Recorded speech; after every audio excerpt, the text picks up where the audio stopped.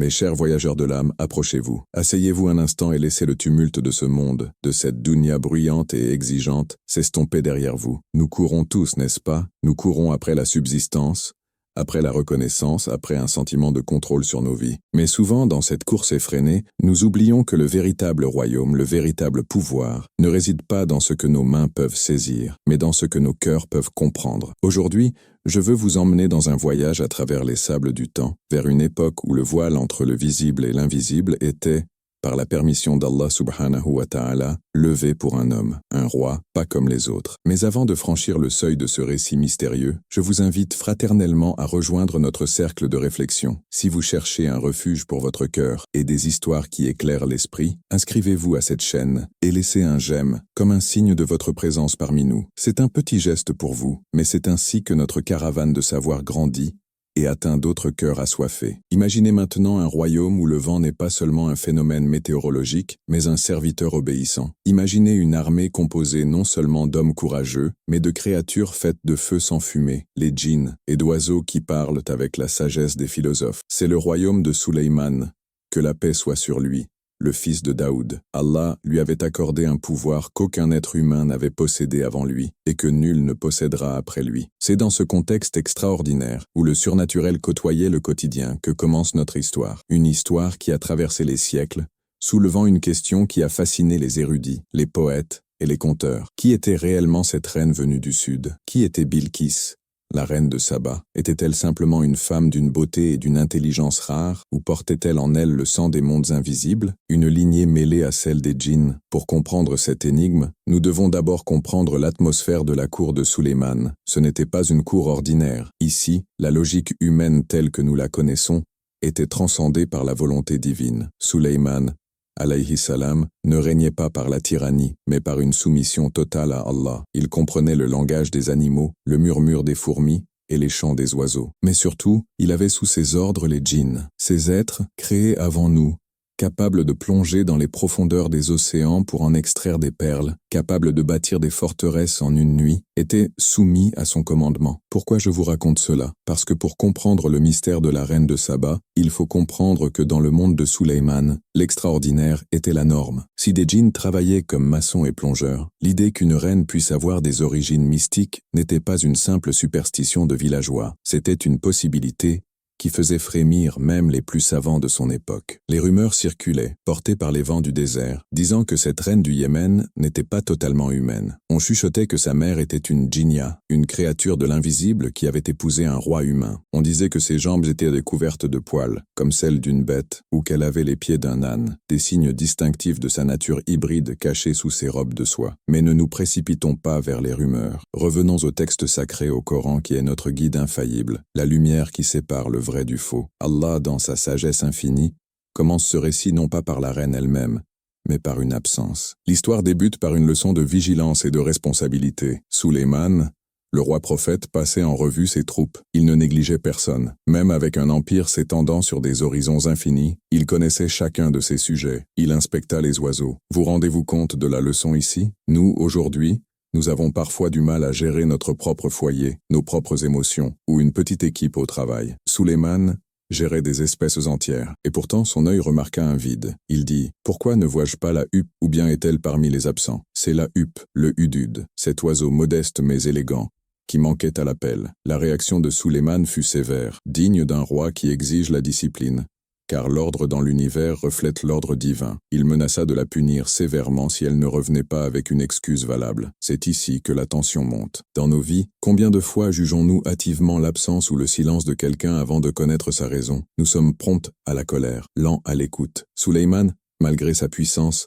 laissa une porte ouverte, une excuse valable, et cette excuse allait changer le cours de l'histoire. Le houdoud ne tarda pas à revenir, et quand il se posa devant le roi des hommes et des djinns, il ne trembla pas de peur. Il avait vu quelque chose qui lui donnait une assurance incroyable. L'oiseau dit « J'ai appris ce que tu n'as point appris, et je te rapporte de Saba une nouvelle sûre. » Arrêtez-vous un instant sur cette phrase. Un petit oiseau dit au prophète d'Allah, au roi le plus puissant de la terre, « Je sais quelque chose que tu ne sais pas. » Quelle humilité cela nous enseigne-t-il? Le savoir ne réside pas toujours chez les puissants ou les diplômés. Parfois, la vérité nous vient de la bouche d'un enfant, d'un étranger ou d'une source que nous méprisons. Sulayman, dans sa grande sagesse, ne fit pas taire l'oiseau. Il écouta. Et que raconta l'oiseau? Il décrivit une femme. J'ai trouvé qu'une femme est leur reine, que de toutes choses elle a été comblée, et qu'elle a un trône immense. C'est ici que le mystère de Bilqis prend racine. Le Houdoud, créature instinctive, est ébloui par deux choses, son pouvoir matériel et son égarement spirituel. Il dit qu'elle a été comblée de toutes choses. Imaginez cela. Tout ce que l'on peut désirer dans cette dunya, richesse, armée, beauté, influence, stabilité,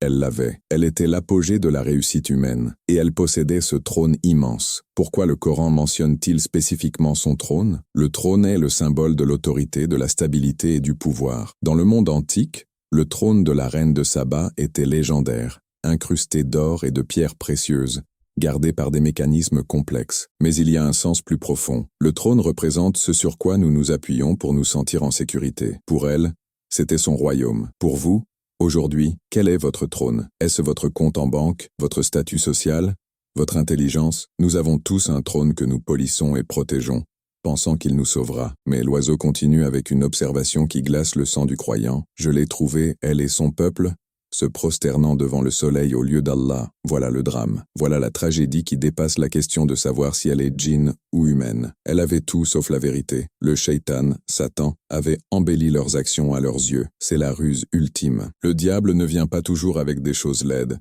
Il vient souvent en rendant le péché beau, logique, culturellement acceptable. Adorer le soleil, pour eux, c'était célébrer la source de vie, la lumière. C'était rationnel à leurs yeux, mais c'était un voile qui les empêchait de voir celui qui a créé le soleil. C'est à ce moment précis que les rumeurs sur sa nature prennent une autre dimension. Pourquoi une femme aurait-elle un tel pouvoir? Dans la mentalité de l'époque, et même dans certaines de nos pensées superstitieuses modernes, nous avons du mal à accepter qu'une femme puisse atteindre de tels sommets de gouvernance par sa seule intelligence humaine. Il fallait une explication surnaturelle. Les djinns, qui servaient Sulayman, commencèrent à s'inquiéter. Ils savaient que si Sulayman épousait cette reine et si elle avait du sang de djinn, leur lignée serait renforcée et leur servitude pourrait durer éternellement, ou au contraire, elle pourrait révéler leurs secrets. Les textes de l'exégèse, le tafsir, rapportent que les djinns craignaient l'intelligence de Bilqis. Ils craignaient que si elle s'unissait à Sulayman, leur fils serait encore plus puissant, unissant la ruse des djinns à la sagesse des prophètes. Alors, ils commencèrent à propager ces rumeurs. Elle a les pieds d'un âne. Ses jambes sont poilues comme celles d'un ibex. C'était de la propagande, mes frères et sœurs.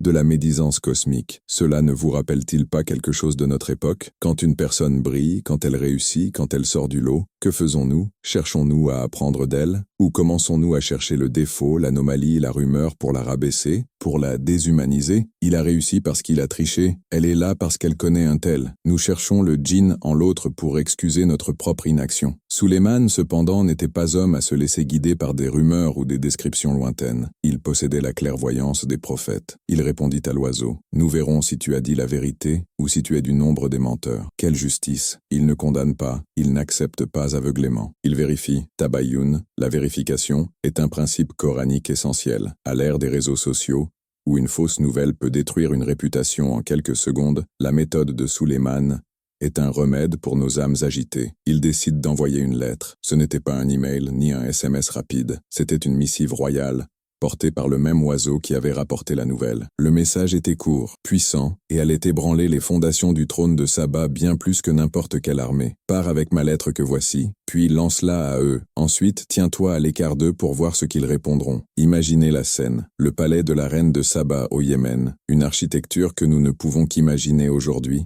Des jardins suspendus, des barrages hydrauliques ingénieux, le fameux barrage de Marib, une civilisation au sommet de son art. Bilqis est là, peut-être en conseil avec ses ministres, ou peut-être seule dans ses appartements, contemplant ce soleil qu'elle adore. Soudain, un oiseau entre, non pas par hasard, mais avec une intention. Il laisse tomber un parchemin. Le cœur de la reine a dû s'arrêter un instant. Comment un oiseau peut-il livrer un message? Qui a le pouvoir de commander aux cieux de cette manière? Avant même de lire les mots, la méthode de livraison lui indiquait qu'elle avait affaire à une puissance qui dépassait la sienne. Son trône matériel, ses armées humaines, tout cela semblait soudainement bien fragile face à un roi qui commandait aux airs. Mais qui était-elle vraiment? Les récits islamiques, bien que prudents, nous laissent entrevoir une femme d'une sagacité exceptionnelle. Contrairement à de nombreux rois de l'histoire qui auraient déchiré la lettre par orgueil, Elle la ramassa avec respect. Elle sentait le poids de la vérité. Était-elle une demi-djinn? Certains savants comme Ibn Kathir rejettent l'idée qu'un humain et un djinn puissent procréer, car ce sont deux espèces de nature différentes, feu et argile. D'autres anciens récits yéménites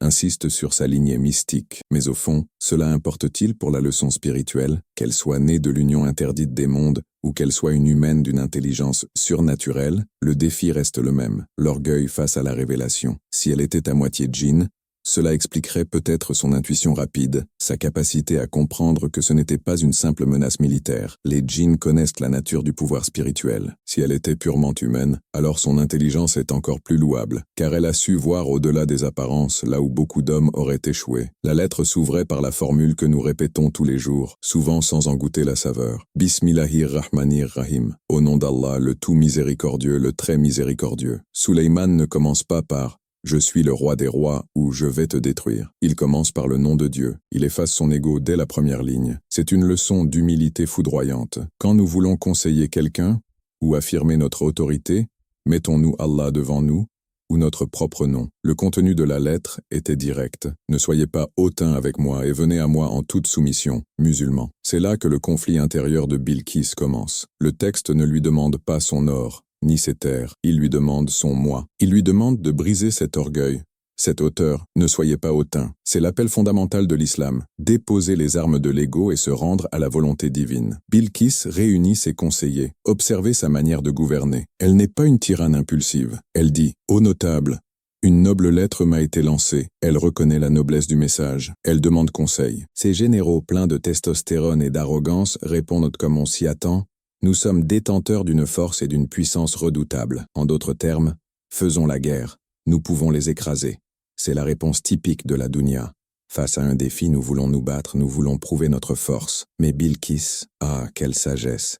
Humaine ou djinn, elle avait une vision qui dépassait celle de ses hommes. Elle savait que la guerre détruit, qu'elle humilie les nobles et corrompt la terre. Elle répondit, en vérité, quand les rois entrent dans une cité, ils la corrompent et font de ses honorables citoyens des humiliés. Elle avait compris que Suleyman n'était pas un roi ordinaire. Si elle luttait sur le plan physique, elle perdrait peut-être, mais elle voulait tester sa nature. Était-il un roi avide de richesse comme tous les autres, ou était-il un prophète désintéressé? C'est ici que son intelligence brille de mille feux. Elle décide d'envoyer un cadeau immense, une caravane de richesses inouïes. Son raisonnement était subtil. Si c'est un roi mondain, il acceptera l'or et nous laissera tranquilles. L'or achète les rois, l'or achète la paix. Mais s'il est un prophète, l'or ne signifiera rien pour lui. Pendant que la caravane se prépare, chargée de trésors, les rumeurs à la cour de Suleyman s'intensifient. Les djinns chuchotent. Ils savent que la rencontre est inévitable. Ils savent que si cette reine arrive, et si sa nature est dévoilée, tout peut changer. La tension entre le monde visible et invisible est à son comble. Mais revenons à nous,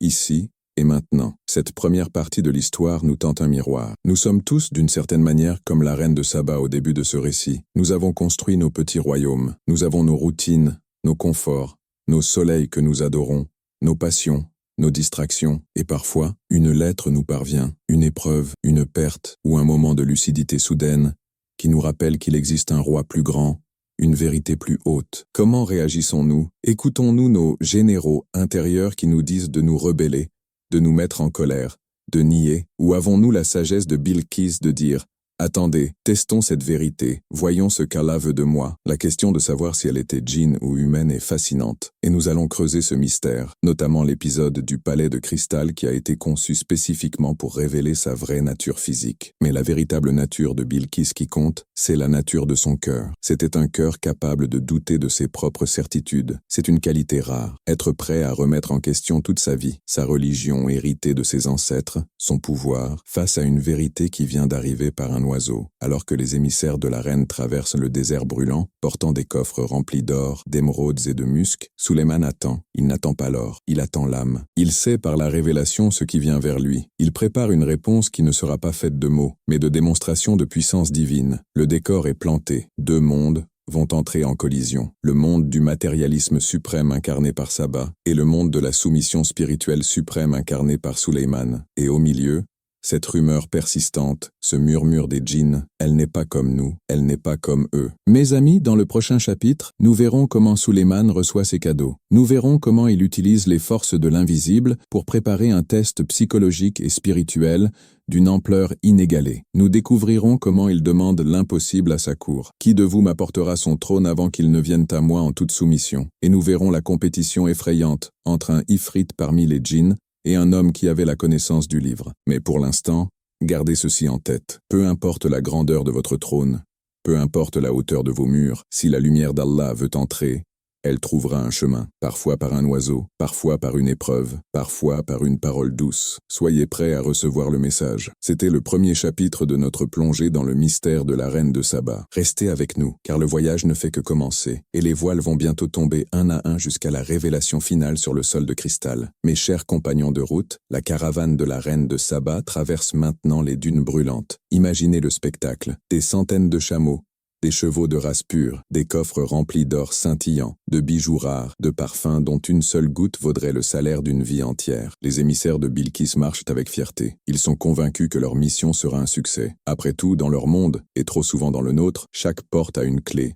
Et cette clé est souvent faite d'or. Ils pensent qu'ils vont acheter la paix, qu'ils vont éblouir ce roi du Nord, ce Suleyman, et préserver ainsi leur mode de vie, leur adoration du soleil, leur confort. Combien de fois nous aussi pensons-nous pouvoir acheter notre tranquillité? Nous pensons que si nous accumulons assez de biens, assez de sécurité financière, nous serons à l'abri des épreuves d'Allah. Nous pensons que nous pouvons négocier avec le destin. Mais les émissaires de Saba allaient recevoir une leçon qui ferait trembler leur certitude, une leçon sur la vraie valeur des choses. À mesure qu'ils approchaient de Jérusalem, le paysage changeait. Ce n'était pas seulement la terre qui devenait plus verte.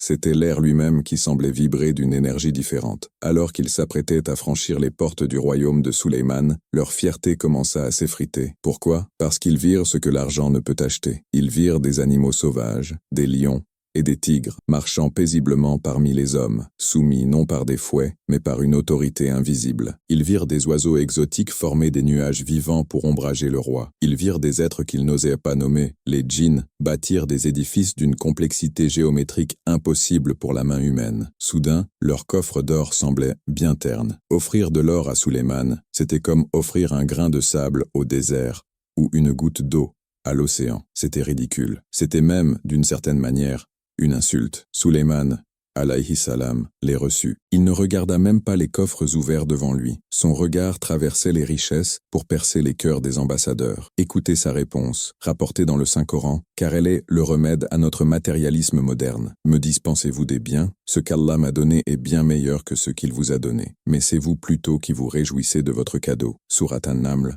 27-36. Analysons cette parole avec le cœur. Suleyman ne dit pas simplement « Je suis plus riche que vous ». Il dit « Ce qu'Allah m'a donné ». Il remet immédiatement la source de la richesse à sa place. Il possède la prophétie, la sagesse, la soumission des mondes. Que vaut un lingot d'or face à la capacité de comprendre le langage d'une fourmi? Que vaut un diamant face à la proximité d'Allah? Il leur dit « C'est vous qui vous réjouissez de votre cadeau ». C'est une critique psychologique profonde. Nous sommes tellement attachés à nos jouets, à nos nouvelles voitures, à nos téléphones, à nos vêtements de marque, nous nous réjouissons de ces babioles comme des enfants. Suleyman, lui, est un adulte spirituel. Il a dépassé le stade des jouets. Il veut l'essentiel. Il renvoya les émissaires avec une menace qui n'était pas celle d'un tyran, mais celle d'un rectificateur de monde. Retourne vers eux. Nous viendrons avec des armées contre lesquelles ils n'auront aucune résistance.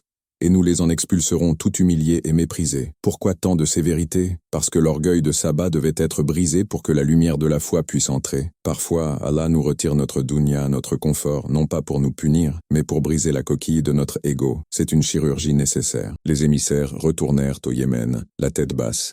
Les coffres toujours pleins mais le cœur vide d'espoir. Lorsqu'ils racontèrent à Bilkis ce qu'ils avaient vu, la reine comprit. C'était une femme d'une intelligence supérieure, rappelons-le. Elle comprit que l'or ne sauverait pas son trône. Elle comprit qu'elle faisait face à une force qui transcendait le matériel. Et c'est là que Bilkis prit la décision qui allait sceller son destin. Elle irait elle-même. Elle décida de se soumettre, non pas encore par foi mais par reconnaissance d'une puissance supérieure. Elle prépara son voyage. Elle quitta son palais, laissant derrière elle son trône bien-aimé, soigneusement verrouillée dans 7 chambres fortes, gardées par des soldats d'élite. Elle pensait son trône en sécurité. Pendant ce temps, à Jérusalem, Suleyman savait. Allah lui avait révélé qu'elle venait. Elle venait en toute soumission, musulman, c'est-à-dire prête à écouter, prête à négocier la paix. Mais Sulayman voulait plus pour elle. Il ne voulait pas seulement une soumission politique, il voulait éveiller son âme. Il voulait lui prouver que ses dieux, le soleil et ses sécurités, son trône, n'étaient rien face au Seigneur des mondes. Il réunit son conseil. Et quel conseil? Imaginez une assemblée où siègent des généraux humains, des savants, mais aussi des ifrites, des djinns puissants et rebelles, et des êtres dotés d'une science mystique. C'est ici que la question de la nature des djinns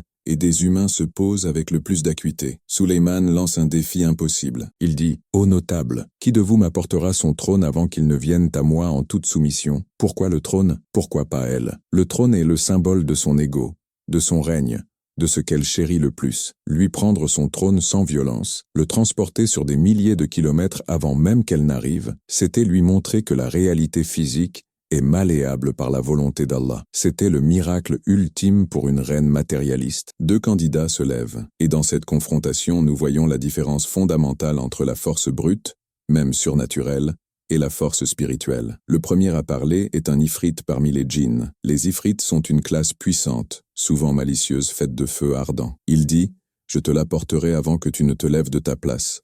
Pour cela, je suis fort et digne de confiance. » L'ifrite se vante de deux choses, sa force, Quwwa, et sa fiabilité, Amin. Il propose une vitesse physique incroyable, le temps d'une séance de conseil, peut-être quelques heures, et il ferait l'aller-retour Yémen-Jérusalem, des milliers de kilomètres, en portant un trône massif.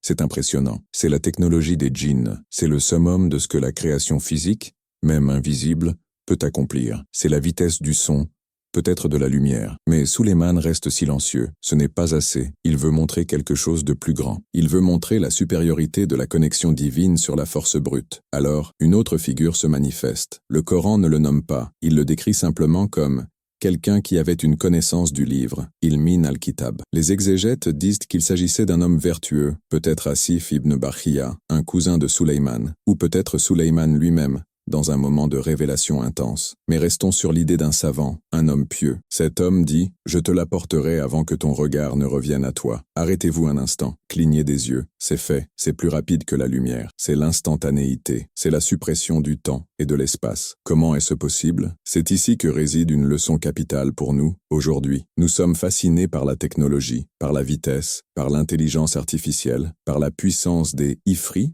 modernes, nos machines, nos réseaux. Mais l'homme qui possède la connaissance du livre, c'est-à-dire la connaissance d'Allah, le nom suprême, Ismallah al-Azam, possède un pouvoir qui transcende les lois de la physique. L'ifrit utilisait sa propre force. L'homme de science utilisait la force d'Allah. L'ifrit disait « Je suis fort ». L'homme de science s'effaçait pour laisser agir la volonté divine. En un clin d'œil, le trône immense, lourd, incrusté d'or qui se trouvait à des milliers de kilomètres dans une chambre forte verrouillée au Yémen, se matérialisa devant Sulayman, sans bruit, sans poussière. Il était là. Quelle fut la réaction de Sulayman? A-t-il sauté de joie? A-t-il dit « Regardez ma puissance » A-t-il applaudi son serviteur? Non. Il regarda le trône et dit immédiatement « Cela est de la grâce de mon Seigneur, pour m'éprouver si je suis reconnaissant ou si je suis ingrat. » Azamin Fadli Rabbi. C'est le cœur d'un prophète. Au sommet du miracle, au sommet du pouvoir, il ne ressent que l'humilité et la peur de l'ingratitude. Mes frères et sœurs, quand vous obtenez ce que vous vouliez, ce travail, ce mariage, cette guérison, dites-vous « j'ai réussi » ou dites-vous « Azamin Fadli Rabbi ». Voyez-vous le succès comme une récompense due ou comme une épreuve de gratitude? Sulayman savait que le pouvoir est un test bien plus difficile que la pauvreté. Le trône est là. Les djinns sont stupéfaits. Eux qui se croyaient les maîtres de la vitesse et de la force, ils viennent d'être surpassés par un humain connecté à Allah. Cela renforce leur anxiété. Si les humains peuvent faire cela, que deviendront les djinns? Et cette reine qui arrive, si elle s'allie à Sulayman, quelle puissance naîtra de cette union? Les djinns, dans leur jalousie et leur crainte, continuent de murmurer. Ils regardent le trône et se demandent « Est-elle assez intelligente pour le reconnaître ?» Sulayman ordonne alors une étrange manœuvre. « Déguisez-lui son trône, Nakiru. Nous verrons si elle sera guidée ou si elle est du nombre de ceux qui ne sont pas guidés. Pourquoi le déguiser? Pourquoi changer les couleurs, inverser des joyaux? C'est un test de perception. Sulayman veut savoir si Bilqis voit la surface des choses ou leur essence. Si elle est simplement une reine attachée à ses biens, elle dira « C'est mon trône, vous l'avez volé » ou « Ce n'est pas mon trône, c'est une copie ». Mais si elle a la sagesse, si elle a cette étincelle prête à recevoir la foi, elle reconnaîtra l'essence de son trône malgré le changement d'apparence. Elle comprendra le message. Tes serrures n'ont servi à rien. Allah est maître de la matière. De plus, Ce test servait à vérifier les rumeurs des djinns. Ils disaient qu'elle était faible d'esprit, comme ils accusaient souvent les humains. Suleiman voulait vérifier son niveau intellectuel. La foi nécessite de l'intelligence. L'islam n'est pas une religion d'aveugles, c'est une religion de réflexion. Bilkis arrive aux portes du palais. Elle est fatiguée du voyage, mais son esprit est alerte. On la conduit immédiatement dans la grande salle d'audience. Elle ne voit pas encore Suleiman, elle voit son trône. Ou quelque chose qui lui ressemble étrangement. Imaginez le choc. Elle l'a laissé au Yémen. C'est impossible. Et pourtant, ses accoudoirs, elle les connaît. Cette forme, on lui pose la question piège. Ton trône est-il ainsi? Notez la subtilité. On ne lui dit pas « Est-ce ton trône ?» On dit « Est-il ainsi? Ahakaza, Archouki ?» Si elle dit oui, elle passe pour une folle car le trône est censé être au Yémen et celui-ci est modifié. Si elle dit non, elle manque de perspicacité car c'est bien le sien. Sa réponse est un chef-d'œuvre de diplomatie et d'intelligence. Une réponse qui a dû faire sourire Suleiman et taire les djinns moqueurs. Elle dit « On dirait que c'est lui, Ka'anaou Ouwa ». Elle ne s'engage pas totalement mais elle reconnaît la vérité. C'est comme si c'était lui. Elle admet l'impossibilité physique tout en acceptant la réalité visuelle. Elle montre qu'elle comprend que les règles du jeu ont changé. Elle comprend qu'elle est en présence d'un miracle. À cet instant, quelque chose se brise en elle. Non pas sa dignité, mais son arrogance. Elle réalise que Suleiman ne joue pas avec les règles humaines. Elle réalise que le soleil qu'elle adorait est bien loin, bien silencieux, alors que le dieu de Suleiman vient de transporter une tonne d'or en un clin d'œil. Mais le test n'est pas fini. Le plus grand dévoilement reste à venir. Les djinns, voyant son intelligence, sont de plus en plus nerveux. Ils savent que Suleiman a préparé une autre épreuve, une architecture conçue spécifiquement pour répondre à la question qui nous hante. Qui est-elle physiquement? A-t-elle les jambes d'une bête? Cache-t-elle sous ses robes la marque des djinns? Suleiman a fait construire le Sar, un palais pavé de cristal, un sol si pur, si transparent, que l'eau coule en dessous, remplie de poissons nageants. À l'œil nu, cela ressemble à une étendue d'eau profonde. Il faut relever sa robe pour traverser, pour ne pas se mouiller. C'est là que Suleiman l'attend. C'est là que la vérité va éclater. C'est là que la pudeur, la nature physique et la clairvoyance spirituelle vont se rencontrer dans une seule scène mythique. Est-elle humaine? Est-elle djinn? Pourquoi ce palais de verre? Ce n'est pas du voyeurisme, mes amis. Loin de là. C'est la déconstruction finale de l'illusion. Suleiman veut lui montrer que ses yeux peuvent la tromper. Elle a cru que le soleil était Dieu parce qu'il brillait. Elle va croire que le sol est de l'eau parce qu'il brille. Il veut lui enseigner. Ne te fie pas à tes sens. Fie-toi à la vérité qui est derrière les sens. Mais cela, c'est le secret que nous dévoilerons dans le prochain chapitre. Nous entrerons avec elle dans le palais de cristal. Nous verrons sa réaction. Nous verrons si les rumeurs sur ses jambes poilues étaient vraies, et surtout, nous verrons comment cette découverte physique mènera à l'illumination spirituelle la plus profonde. En attendant, demandez-vous, quel est le trône que vous devez sacrifier aujourd'hui? Quelle est la certitude matérielle que vous devez abandonner pour voir les miracles d'Allah dans votre vie? N'oubliez pas, le voyage vers la vérité demande de laisser ses bagages à la porte. Rejoignez-moi très vite pour la suite de cette saga où le voile entre les mondes sera définitivement levé. Que la paix soit sur vous et que vos cœurs soient des trônes pour la lumière divine. Mes chers amis, mes compagnons dans la quête de la lumière, nous voici arrivés au seuil du dévoilement. Jusqu'à présent, nous avons vu une reine puissante, Bilkis, traverser le désert avec son orgueil pour voir celui-ci s'effriter face à la sagesse de Suleiman. Nous avons vu son trône, symbole de sa sécurité matérielle, transportée en un clin d'œil, défiant les lois de la physique. Elle a admis, avec une intelligence rare, on dirait que c'est lui, mais il restait une barrière, il restait une dernière fortification autour de son cœur, et ironiquement, il restait un dernier voile sur sa propre nature. Avant de franchir cette porte de cristal avec elle, je vous invite, si ce récit fait vibrer une corde sensible en vous, à vous joindre à notre communauté, en vous abonnant. C'est un geste simple, mais c'est le fil qui nous relie dans cette trame d'histoire sacrée. Et si vous trouvez une perle de sagesse ici, laissez un signe de votre passage, un j'aime, pour que d'autres voyageurs puissent trouver ce refuge. Revenons à Jérusalem. L'air est chargé d'électricité statique. Les djinns sont au bord de la panique. Rappelez-vous, ce sont eux qui ont tissé la toile de rumeur. Elle a des pieds d'âne. C'est une démone déguisée. Si Suleiman l'épouse, nous resterons esclaves à jamais. La peur rend créatif dans le mensonge, n'est-ce pas? Combien de fois dans nos propres vies avons-nous inventé des histoires sur les autres simplement parce que nous avions peur de perdre notre place? La médisance, la calomnie, naissent souvent d'une insécurité profonde. Les djinns, malgré leur force de feu, tremblaient devant la possibilité d'une alliance entre la plus grande intelligence humaine féminine et la prophétie masculine. Suleiman alayhi salam connaissait ces rumeurs. Il n'était pas dupe, mais un prophète ne base pas son jugement sur des on-dit, il base son jugement sur la preuve manifeste. Le Buran. Il avait donc ordonné la construction du Sar. Le Coran décrit ce lieu avec un mot précis. Sar. Ce n'est pas juste un palais, c'est une étendue pavée, une cour intérieure d'une pureté absolue. Sulayman avait ordonné aux djinns architectes de polir le cristal jusqu'à ce qu'il devienne invisible. Sous ces dalles de verre, il fit courir de l'eau, une eau vive, claire, dans laquelle nageaient des poissons multicolores. L'illusion était parfaite. À l'œil nu, cela ressemblait à une lujja, une eau profonde, un étang insondable qui barrait la route vers le trône royal, où Sulayman l'attendait. Imaginez la scène. Bilkis vient de réussir le test du trône. Elle se sent peut-être un peu plus confiante. Elle se dit « J'ai compris leur jeu, je peux gérer ce roi ». On l'invite à avancer. Entre dans le palais. Udkuli Assar. Elle avance. Son pas est royal, assuré. Mais soudain, elle s'arrête. Devant elle, le sol a disparu. Il n'y a que de l'eau qui ondule. Son cerveau analyse la situation en une fraction de seconde. Si elle avance, elle va se mouiller. Sa robe faite de soieries lourdes et précieuses va être trempée, elle va trébucher, peut-être tomber. Pour une reine, l'humiliation publique est pire que la mort. Alors, elle fait ce que toute personne sensée ferait face à un obstacle liquide. Elle réagit par réflexe. Le Coran dit, quand elle le vit, elle le prit pour de l'eau profonde, et elle se découvrit les jambes. Kashafat ansaqaiha. Le temps se fige. C'est l'instant de vérité. C'est le moment que tous les djinns attendaient, les yeux écarquillés, le souffle coupé, si tant est qu'il respire comme nous. C'est le moment où Sulayman observe. Elle soulève sa robe pour ne pas la mouiller. Ce faisant, elle dévoile ses jambes. C'est Sakaiha. Et là,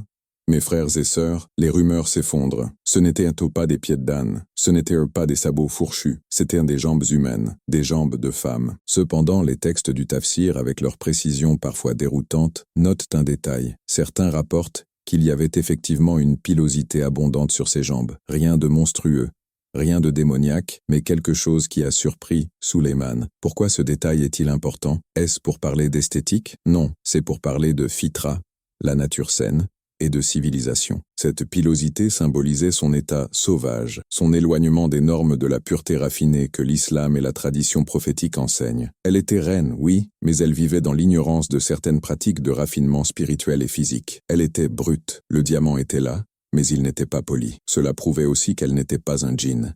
Car les djinns ne sont pas faits de chair et d'os de cette manière. Elle était humaine, simplement humaine, avec ses imperfections naturelles. Mais l'enseignement majeur n'est pas là. L'enseignement est dans l'erreur de perception. Au moment où elle soulève sa robe, prête à mettre le pied dans l'eau, la voix de Sulayman retentit, calme et autoritaire. Ceci est un palais pavé de cristal. Inaou sarun mumaradun min kawarir. Tu te trompes, Bilkis. Ce que tes yeux voient n'est pas la réalité. Imaginez la honte qui l'envahit. Elle vient de relever sa jupe devant un roi étranger et toute sa cour pour rien. Elle a cru voir un danger là où il y avait un sol solide. Elle a cru voir de l'eau là où il y avait du verre. C'est ici que la métaphore spirituelle explose en mille lumières. Sulayman ne lui a pas fait ce piège pour se moquer de ses jambes. Il l'a fait pour détruire son shirk, son polythéisme. Regardez la profondeur de la leçon. Bilkis, tu adores le soleil. Tu le vois briller dans le ciel grand, chaud, puissant. Tes yeux te disent c'est un dieu, tes sens te disent, c'est la source de la vie. Mais tout comme ce sol de verre ressemblait à de l'eau, le soleil ressemble à une divinité,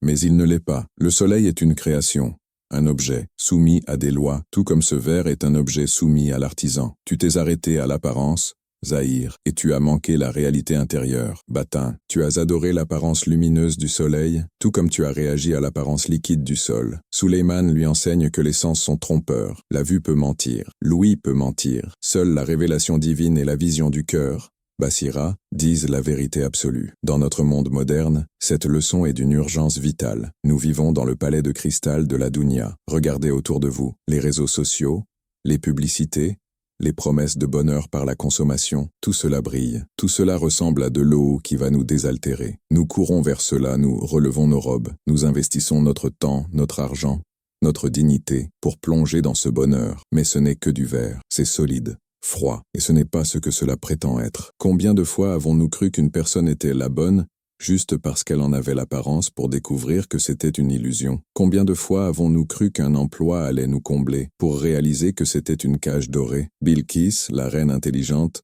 comprend immédiatement l'analogie. Le choc cognitif est total. D'abord, le trône. Sa sécurité matérielle n'était rien face au pouvoir d'Allah. Maintenant, le palais. Sa perception sensorielle n'était rien face à la réalité créée par Allah. Elle réalise qu'elle a vécu toute sa vie dans une illusion. Elle réalise que son adoration du soleil était aussi naïve que sa peur de se mouiller les pieds sur du verre sec. Et que dire de la réaction de Sulayman face à sa nature? A-t-il hurlé en voyant ses jambes? A-t-il confirmé les dires des djinns? Non, il a simplement corrigé sa perception. Cependant, la tradition rapporte que Sulayman, dans son rôle de guide civilisateur, a plus tard ordonné aux djinns de créer quelque chose pour elle. Les djinns, toujours ingénieux, inventèrent alors la noura, une pâte dépilatoire à base de chaux. Voyez-vous la beauté de l'islam? Il ne rejette pas la personne pour ses défauts ou sa nature brute. Il lui donne les moyens de se purifier, de s'embellir. Sulayman n'a pas dit « tu es poilu, va-t'en ». Il a dit implicitement « tu es humaine, et nous allons t'aider à atteindre la perfection de ton humanité,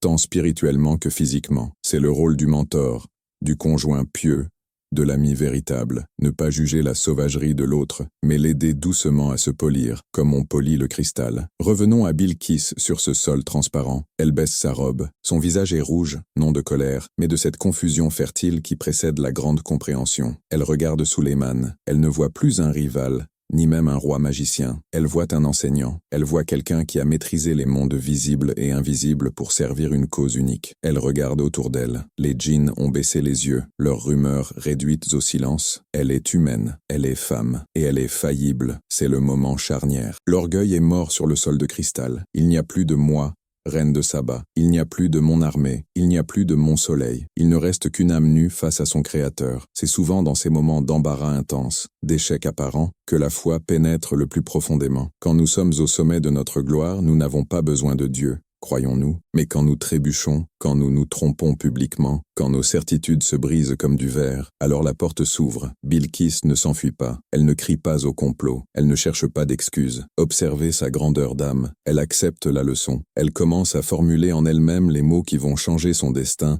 et celui de son peuple. Elle réalise que ce n'est pas à Sulayman qu'elle doit se soumettre, mais au Seigneur de Sulayman. Il y a une nuance cruciale ici. Beaucoup de gens se convertissent à une religion pour une personne, pour un mariage, pour appartenir à un groupe. Bilkis, elle, a vu à travers Sulayman. Le palais de cristal lui a servi de télescope pour voir le ciel. Elle a compris que Sulayman n'était qu'un serviteur, tout comme le cristal n'était qu'un matériau. La vraie grandeur de Sulayman a été de s'effacer. Il ne lui a pas dit « Adore-moi, car je suis puissant ». Il a construit tout ce décor pour lui dire « Regarde comme tes sens sont limités et tourne-toi vers l'illimité ». Alors que le chapitre touche à sa fin, nous laissons Bilkis debout sur ce sol impossible, entre deux mondes. L'ancien monde du paganisme, du culte des astres et de la fierté matérielle est derrière elle, brisé. Le nouveau monde du Tawhid, l'unicité de Dieu, s'ouvre devant elle, effrayant mais indéniablement vrai. Elle a découvert qu'elle n'était ni djinn ni déesse, mais une simple servante d'Allah qui s'était égarée. Et il n'y a pas de découverte plus douce que celle de sa propre servitude envers le Très-Haut,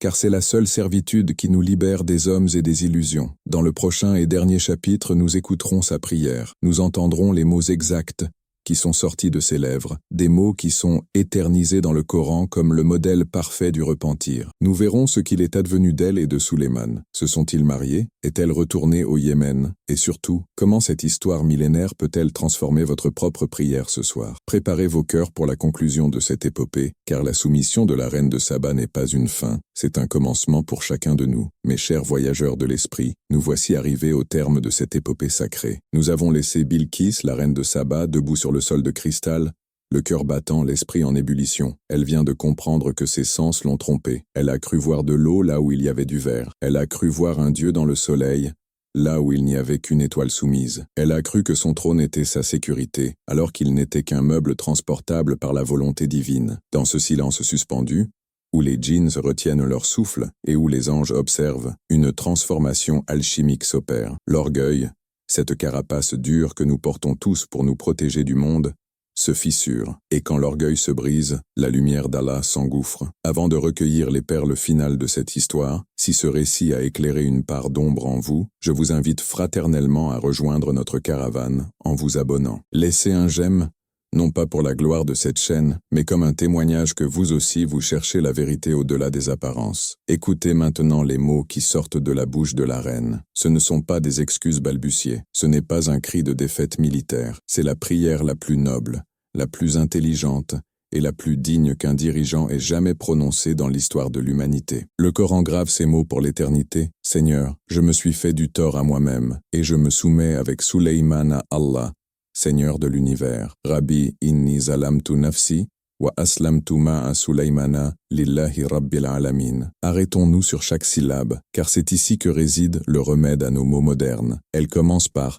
Rabbi, mon Seigneur. Elle établit une connexion personnelle. Elle ne parle plus au Dieu de Suleyman comme à une entité étrangère. Il est son Seigneur. Puis elle dit Inni zalamtu nafsi. Je me suis fait du tort à moi-même. Quelle lucidité. Elle ne dit pas les djinns m'ont trompé, ni mes ancêtres m'ont mal éduqué en m'apprenant à adorer le soleil. Elle prend l'entière responsabilité. Elle réalise que le polythéisme, shirk, que l'éloignement d'Allah, n'est pas une offense à Dieu, car Dieu n'a besoin de rien, mais une offense à soi-même. C'est nous qui nous privons de la paix. C'est nous qui nous torturons en courant après des illusions. Admettre ses torts, mes amis, n'est pas une faiblesse. C'est le premier pas vers la véritable puissance. Combien de conflits dans vos familles, dans vos couples, seraient résolus si l'un de vous avait le courage de Bilkis de dire simplement « Je me suis fait du tort, j'ai eu tort ». Mais le joyau de sa phrase est la suite « Wa aslamtu ma'a Sulaymana » et je me soumets avec Suleyman. Remarquez la préposition Ma'a, avec. Elle ne dit pas « je me soumets à Suleyman ». Elle ne dit pas « je me soumets pour Suleyman ». Non, elle se soumet avec lui. Dans cette phrase,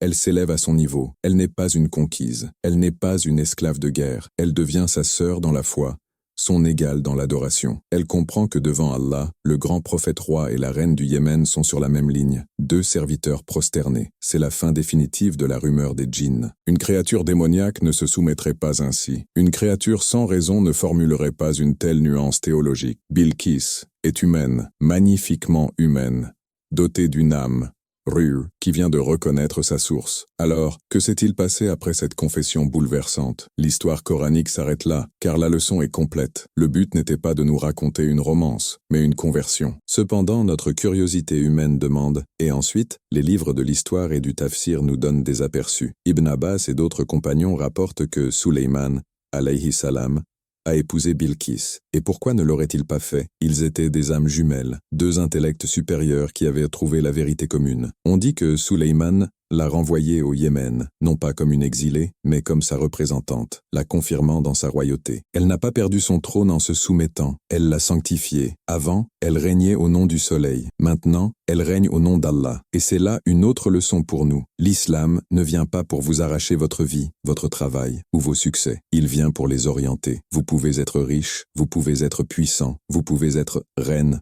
ou roi dans votre domaine, tant que votre cœur est soumis au roi des rois. La soumission n'est pas une perte de liberté, c'est un alignement avec l'ordre cosmique. Et qu'en est-il de sa nature physique, de ses fameuses jambes qui ont fait jaser les mondes invisibles? L'histoire raconte que Suleyman, dans sa bienveillance, a ordonné aux djinns de préparer pour elle un remède pour enlever la pilosité superflue afin qu'elle se sente belle et à l'aise. Voyez la tendresse de ce détail. La spiritualité n'ignore pas le corps. Suleyman n'a pas dit « tu es pieuse maintenant, peu importe ton apparence ». Il a pris soin d'elle, il a honoré sa féminité, il a fait taire les moqueries par l'action bienveillante. Ainsi, la reine de Saba est repartie, mais elle n'est pas repartie seule. Elle a emporté avec elle la plus grande richesse que Jérusalem pouvait offrir, le Tawhid, l'unicité de Dieu. Et l'histoire témoigne que le peuple du Yémen l'a suivie. Parce qu'elle était une leader aimée et respectée, sa conversion a entraîné celle de toute une nation. Une femme, par sa sagesse et son courage de remettre en question ses croyances, a sauvé des milliers d'âmes de l'obscurité. Maintenant,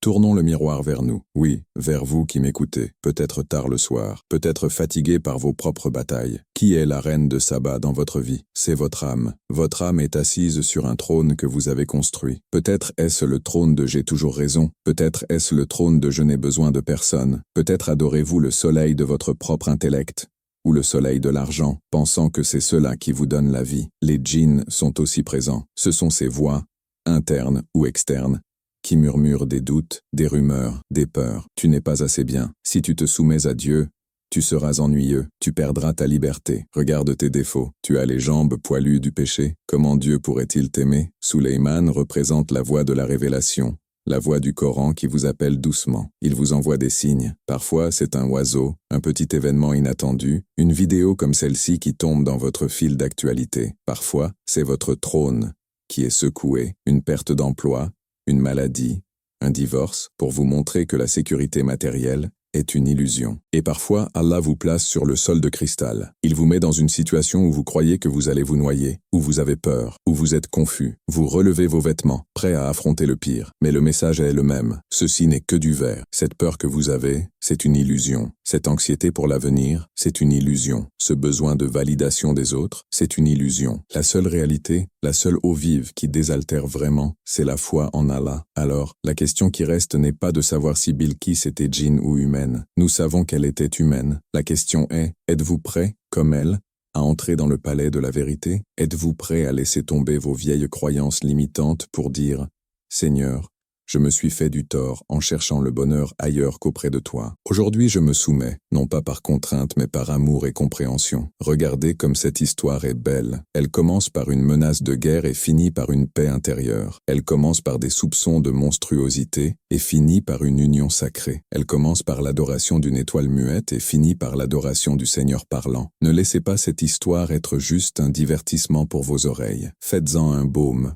pour votre cœur. Si vous vous sentez sauvage ou imparfait, sachez qu'Allah peut vous polir. Si vous vous sentez puissant, sachez que votre pouvoir n'est rien sans lui. Si vous vous sentez perdu, sachez qu'il suffit d'une lettre, d'un signe, d'un moment de sincérité pour tout changer. Bilqis n'a pas eu besoin de 10 ans d'études théologiques pour devenir musulmane. Elle a eu besoin d'un instant de vérité radicale face à elle-même. Cet instant est disponible pour vous, maintenant, là où vous êtes assis. Je prie pour que chacun de nous trouve son Souleymane, que ce soit un mentor, un livre ou une inspiration, qui nous guidera vers notre propre palais de cristal, pour que nous puissions voir le monde tel qu'il est réellement, un signe magnifique de la grandeur d'Allah. Nous fermons ici le livre de la Reine du Sud, mais d'autres livres attendent d'être ouverts, d'autres prophètes, d'autres héros, d'autres sagesses cachées dans les plis du temps. Notre caravane ne s'arrête jamais tant qu'il y a des cœurs assoiffés. Ma dernière demande pour vous, mon ami, est une action concrète pour sceller cette leçon. Ce soir, avant de dormir, faites comme Bilqis. Isolez-vous un instant, oubliez votre trône, oubliez vos soucis. Levez les mains ou posez le front au sol et dites simplement, avec vos propres mots, « Seigneur, je me suis fait du tort en courant après ce qui ne dure pas. Montre-moi la vérité comme tu l'as montré à Bilqis et apaise mon cœur. » C'est un petit pas pour vous, mais c'est un voyage immense pour votre âme. Que la paix d'Allah, sa miséricorde et ses bénédictions soient sur vous, jusqu'à notre prochaine rencontre dans les jardins de la narration. Assalamu alaikum wa rahmatullah.